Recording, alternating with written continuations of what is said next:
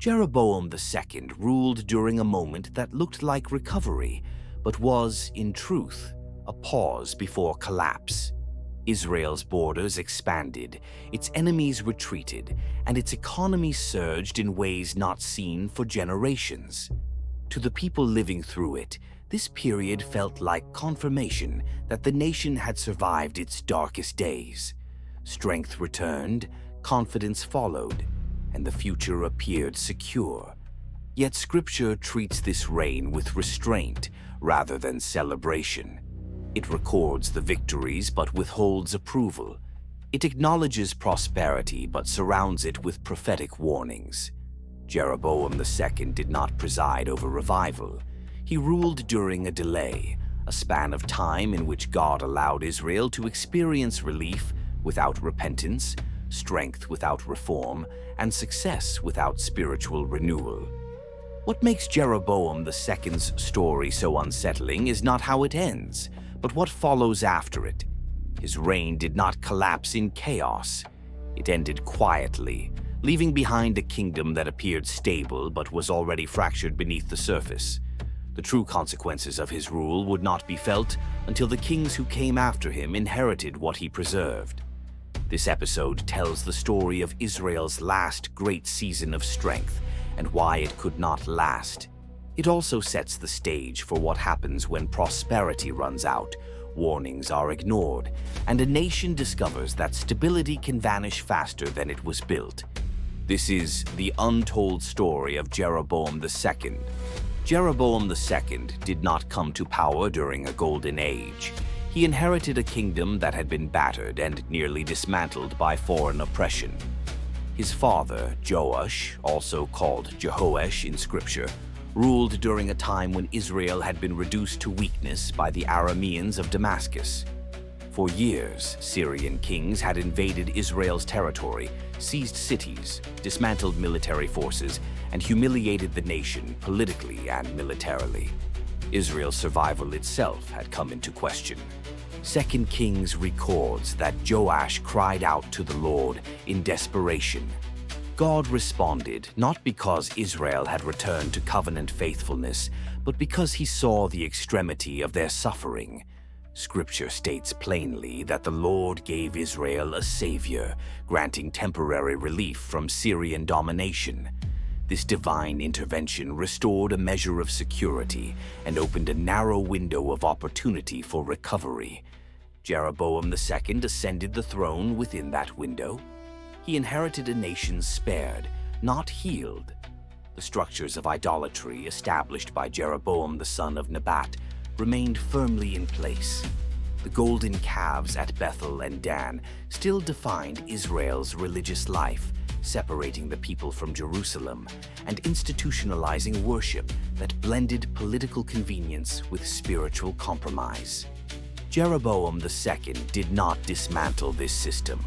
He accepted it as the foundation of his rule, and from that foundation he began to rebuild Israel's power. Jeroboam II proved himself an effective and decisive ruler. Scripture records that he restored the coast of Israel from the entering of Hamath unto the sea of the plain, a statement that summarizes a generation of military campaigns, political maneuvering, and territorial recovery. These victories were not symbolic.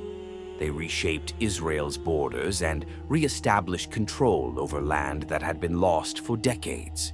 To the north, Jeroboam pushed Israel's influence to Lebo Hamath, a strategic gateway controlling access between Syria and the interior of the Levant.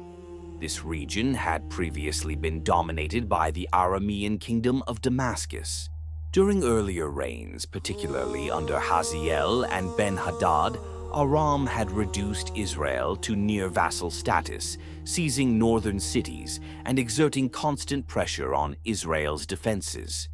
Jeroboam's campaigns reversed that trend. With Damascus weakened and Assyria temporarily distracted by internal instability, Israel regained territory that had once been securely Israelite during the early monarchy. To the south, Jeroboam extended Israel's reach to the Sea of the Arabah. the region surrounding the Dead Sea and the Jordan Rift Valley. This land had long been contested. Moab and Edom had asserted control over parts of it during Israel's decline, exploiting the kingdom's vulnerability. Jeroboam's victories reclaimed these southern corridors, securing valuable agricultural land and trade access that strengthened Israel's economy. These expansions gave Jeroboam II the largest territory the northern kingdom would ever control. Trade routes reopened across the north-south axis. Wealth flowed into Samaria.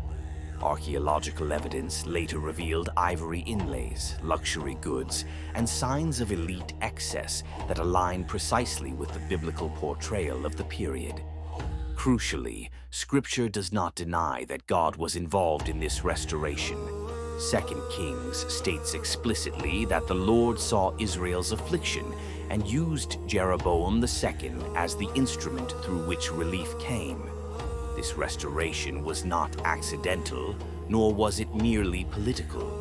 It was an act of divine mercy toward a suffering people. At this point, the biblical narrative introduces a figure often overlooked in discussions of Jeroboam's reign: Jonah, son of Amittai.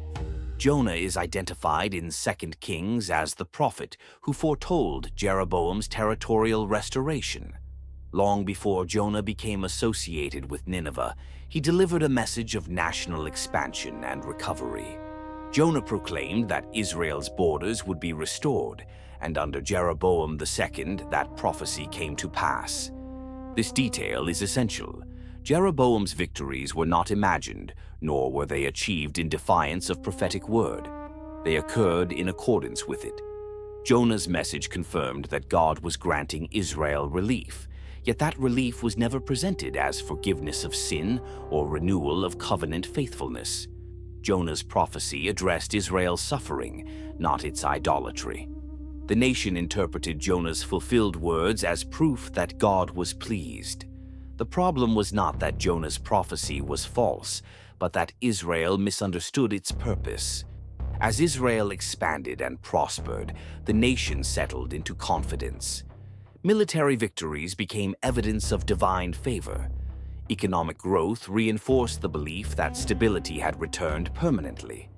Religious life intensified, not in repentance, but in performance. Shrines flourished, sacrifices multiplied, and festivals grew larger. Yet the foundations remained unchanged. The golden calves continued to define Israel's worship. Justice was unevenly applied. The wealthy consolidated power while the poor were marginalized. The covenant language remained, but covenant loyalty faded. Jeroboam II did nothing to confront these realities. He neither challenged the religious system nor corrected its moral consequences. From a ruler's perspective, reform carried risk. The existing structure ensured political loyalty, economic benefit, and national cohesion. To dismantle it would have destabilized everything Jeroboam had worked to restore. In preserving stability, Jeroboam preserved corruption. Success became the very thing that made repentance unnecessary in the eyes of the people. It was into this environment that God sent prophets who would not confirm Israel's confidence, but dismantle it. Amos arrived from Judah into Israel's prosperity with a message that cut through ritual and comfort alike. Amos did not deny Israel's success. He exposed what it had produced. He accused Israel of trampling the poor, bribing judges, exploiting laborers, and turning worship into spectacle. Amos declared that God rejected Israel's sacrifices because they were divorced from justice. Their songs were noise. Their festivals were empty. Their prosperity had insulated them from compassion and accountability. Most strikingly, Amos prophesied against the house of Jeroboam itself. He declared that Jeroboam's dynasty would fall and that Israel would go into exile. These words directly contradicted the assumption that fulfilled prophecy and military success meant security. When the priest Amaziah accused Amos of conspiracy and warned him to leave, the king did not intervene. Jeroboam neither repented nor silenced the prophet. The warnings were allowed to stand, unheard by a people too secure to listen. If Amos exposed Israel's injustice, Hosea revealed its betrayal. Hosea's ministry began during the reign of Jeroboam II, at the height of Israel's confidence. God commanded Hosea to marry Gomer, the daughter of Diblaim. This was not symbolic theater, it was a lived reality. Gomer bore Hosea children and then pursued other lovers. Her unfaithfulness unfolded publicly, humiliating the prophet and breaking his household. Through this marriage, God revealed how Israel treated him. Israel chased Baal for prosperity, attributing harvests, wine, and oil to false gods while still invoking the Lord's name. God spoke through Hosea not with detachment, but with grief. He described himself as a husband betrayed, wounded by a people who refused to acknowledge the source of their blessings. Yet even in judgment, God's voice trembled with compassion.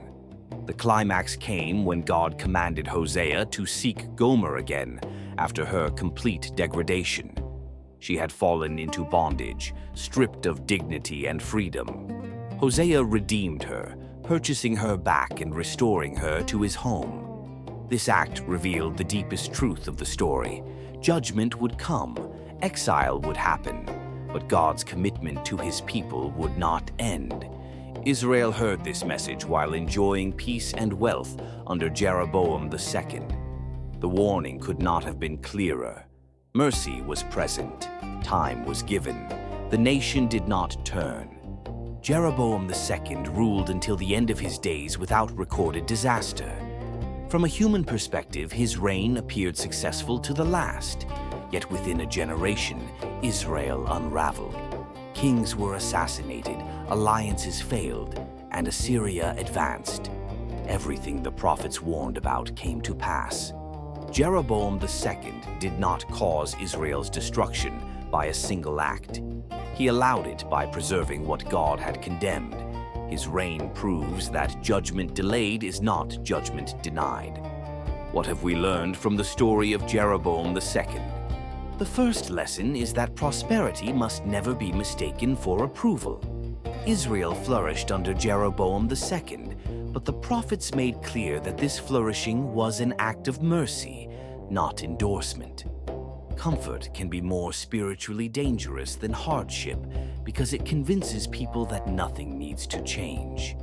The second lesson is that tolerated sin eventually becomes identity. Jeroboam II did not introduce Israel's idolatry, but by preserving it, he ensured it would define the nation. What leaders refuse to confront today becomes the foundation others will stand upon tomorrow. The third lesson is that God's patience should never be confused with indifference. Throughout Jeroboam's reign, God spoke through prophets, lived his message through Hosea's suffering, and delayed judgment to allow repentance. Silence from heaven is often not absence, but restraint. Jeroboam II ruled during Israel's last season of strength, but what followed his death revealed how fragile that strength truly was. The kingdom he left behind did not stabilize, it fractured. Power changed hands through assassination rather than succession. Violence replaced legitimacy, and foreign empires began to dictate Israel's future. In the next episode, we will trace the rapid unraveling that followed Jeroboam's reign in the untold story of Israel's last kings. The collapse.